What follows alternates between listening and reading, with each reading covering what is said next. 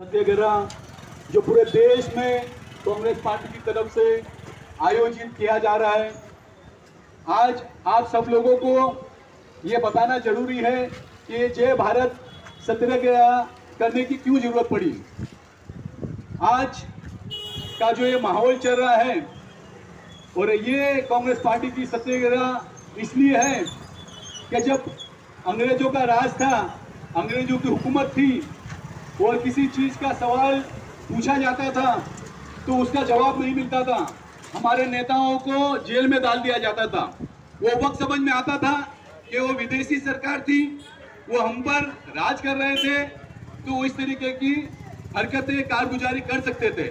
लेकिन आज जो भारत हमारा है पूरे विश्व के अंदर लोकतंत्र के देश है ये माना जाता है। आज हम G20 की समिट कर रहे हैं, वो किस नाम से कर रहे हैं हम?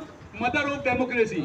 भारत पूरा विश्व में सबसे बड़ा लोकतंत्र है, ये पूरा विश्व जानता है। लेकिन आज आप देखिए कि उसी भारत में अगर कोई भी पक्ष का नेता, कोई भी पक्ष का कार्यकर्ता कोई सवाल पूछता है तो उसके साथ में क्या होता है।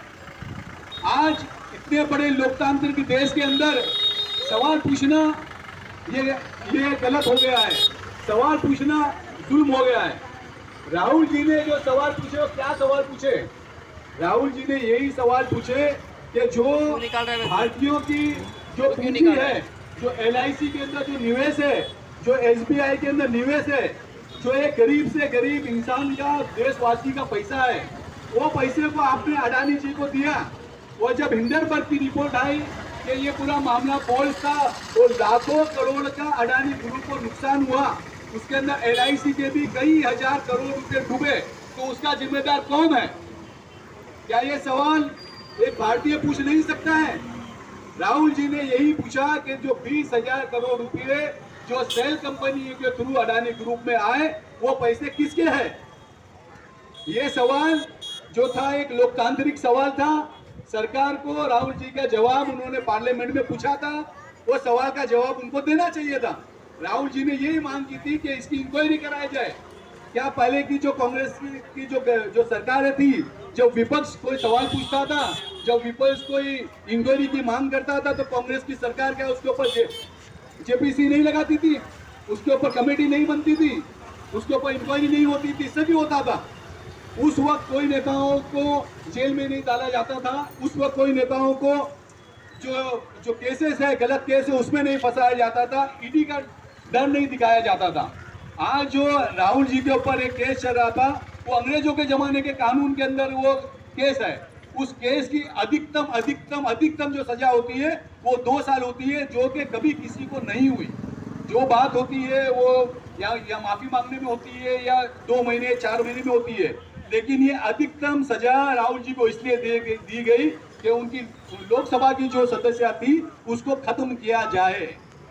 इतना बड़ा कोई जुल्म नहीं था जिससे 2 साल की सजा होती, लेकिन फौरन उनको 2 साल की सजा सुनाई गई और 2 साल की सजा सुनाते ही उनकी लोकसभा की सदस्य थी उसको रद्द किया गया। वो सिर्फ मोटो एक ही था कि राहुल जी की आवाज लोकसभा में गूंजनी नहीं चाहिए। लेकिन अगर ये समझते हैं कि राहुल जी की आवाज लोकसभा में नहीं गूंजेगी तो हम सभी जो कांग्रेस के देश भर के कार्यकर्ता है वो राहुल जी की आवाज बन के पूरे देश के अंदर, पूरे हिंदुस्तान के अंदर, पूरे हिंदुस्तान की सड़कों पर राहुल जी की आवाज बन के हम गूंजेंगे।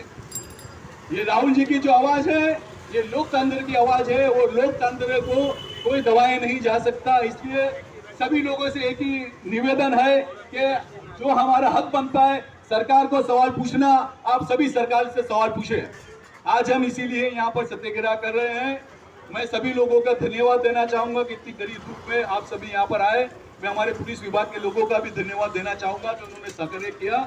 उसी के साथ मैं अपनी बातों को समाप्त करता हूँ। जय हिंद, जय भारत, जय राहुल गांधी, राहुल गांधी, राहुल गांधी संघर्ष करो, राहुल गांधी संघर्ष करो।